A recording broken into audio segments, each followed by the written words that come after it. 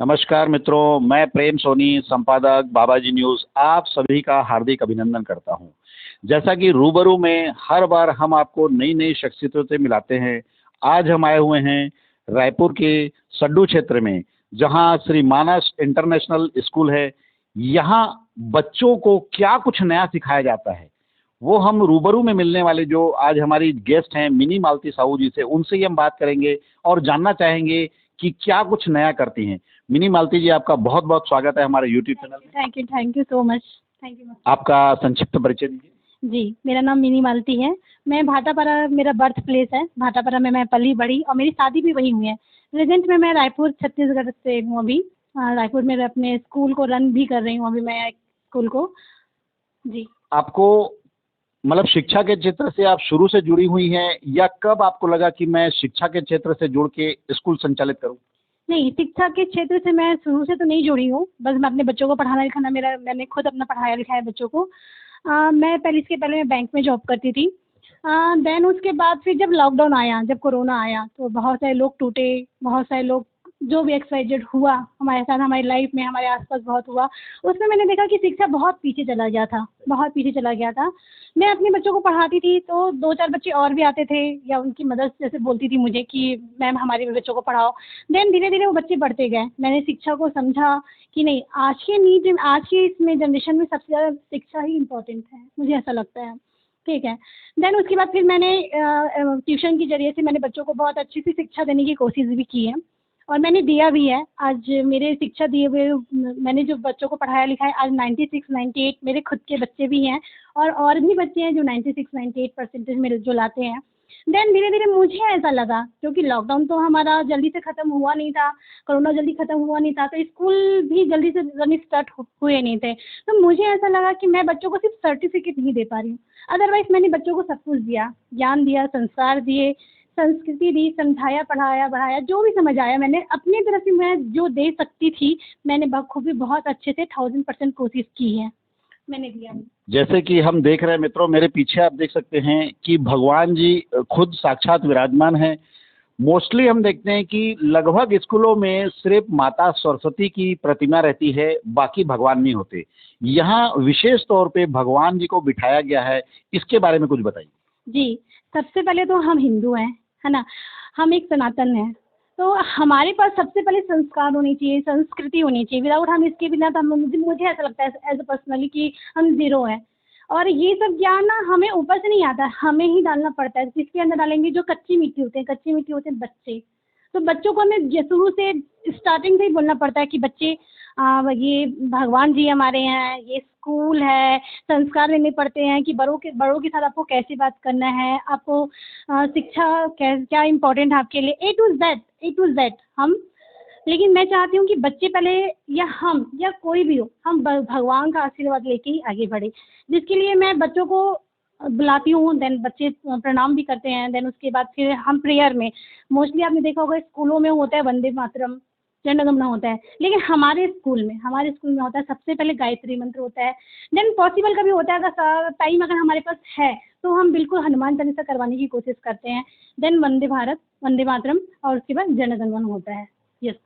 ये एक बहुत ही खासियत है कि हम बच्चों में शुरू से ही अगर हम अपने धर्म और संस्कृति अगर उनके अंदर लाते हैं, तो बच्चा जब डिग्री लेके आता है तो वो डिग्री सिर्फ डिग्री नहीं रह जाती, उसके अंदर धर्म, संस्कृति, अपने परिवार के प्रति, अपने देश के प्रति, अपने समाज के प्रति जो उनकी जिम्मेदारियां होती हैं वो परिपूर्ण कर सकते हैं।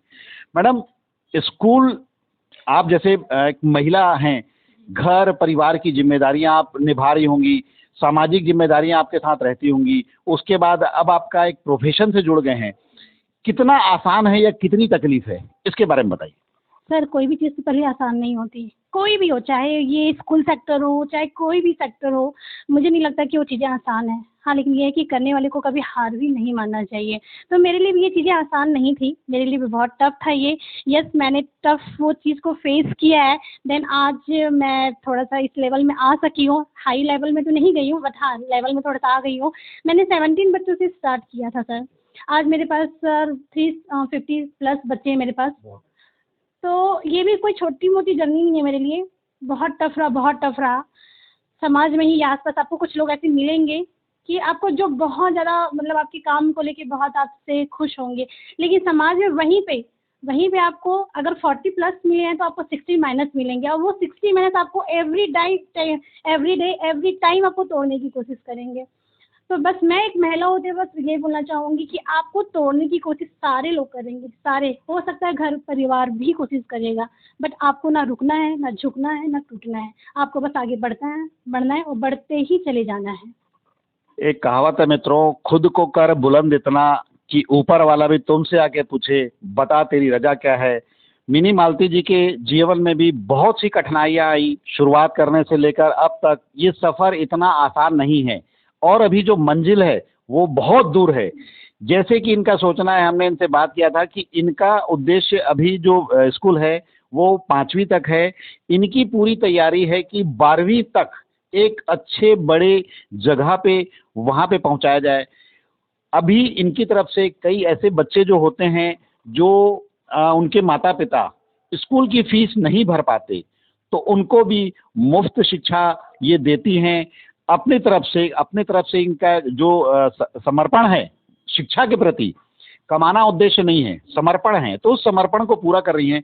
मैडम ये बताइए कि आप महिला हैं और महिला सशक्तिकरण, मतलब महिलाओं में तो हमने देखा है कि रानी झांसी, अवंतीबाई, उसके बाद मिनी माता, कई ऐसे उदाहरण हैं, सुनीता विलियम्स, जो महिलाओं ने अपने जीवन में कठिनाइयों को कहीं पर भी रुकने नहीं दिया, टिकने नहीं दिया और बहुत आगे आई। आपके जीवन में भी ऐसी बहुत सी कठिनाइयां आई होंगी, आज जो आई हैं। महिला सशक्तिकरण के बारे में आप कुछ बताइए। पहली बात तो कोई भी महिला इजी नहीं होती है। हम सोचते हैं कि महिला बहुत इजी है, हम चला लेंगे, चल जाएगी, सॉरी, महिला ही सब पे भारी है। आज के डेट पे महिला ही सब पे भारी है। उसके लिए इम्पॉसिबल कुछ भी नहीं है, कुछ भी नहीं। वो जो कर सकती है, शायद मैं अब बोलना नहीं चाहूँगी, बट शायद कोई कर सके, या अगर क्लियर शब्दों में बोलूँ कि पुरुष कर सके। महिला सब पे भारी है, ऐसी कोई चीज़ नहीं जो नहीं कर सकती है। फॉर एग्जाम्पल ऐसा है कि नहीं बोल पाऊँगी। देखिए, महिलाओं के लिए एक चीज़ तो है कि महिला के लिए एक जिम्मेदारी नहीं होती, उनको अपना घर परिवार भी चलाना है, अपने बच्चे को, उनके लिए भी ध्यान रखना है। घर परिवार को पूरा देखने के बाद, अपने प्रोफेशन को देखने के बाद अगर समाज को कोई योगदान दे रहे हैं तो इनके लिए चुनौतियां कम नहीं होती। बहुत अपार चुनौतियां हैं। इन अपार चुनौतियों के बाद अगर वो डट के खड़ी हैं, इसी को कहा जाता है असली महिला सशक्तिकरण। देश के प्रधानमंत्री भी महिलाओं के बारे में जितना कुछ सोच रहे हैं, उम्मीद करते हैं राज्य सरकार के द्वारा भी महिलाओं के लिए जितना आत्मसमर्पण है और महिलाओं को वहां तक पहुंचाया जाए, इससे बड़ा कोई महिला सशक्तिकरण नहीं हो सकता। जुड़े रहिए, देखते रहिए बाबाजी न्यूज, नजर सब पर। आपका शुभ नाम? मेरा नाम कोमल शुक्ला है। आप इस स्कूल में कब से हैं?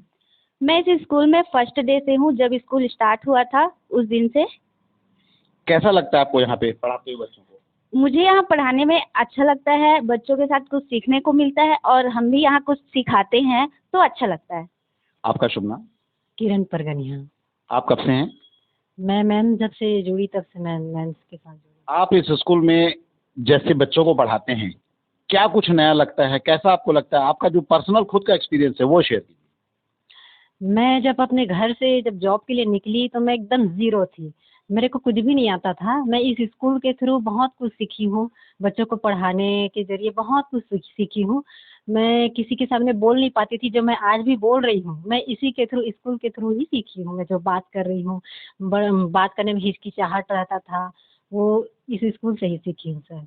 और कुछ अपने पर्सनल कोई एक्सपीरियंस हो उसको शेयर कीजिए आप।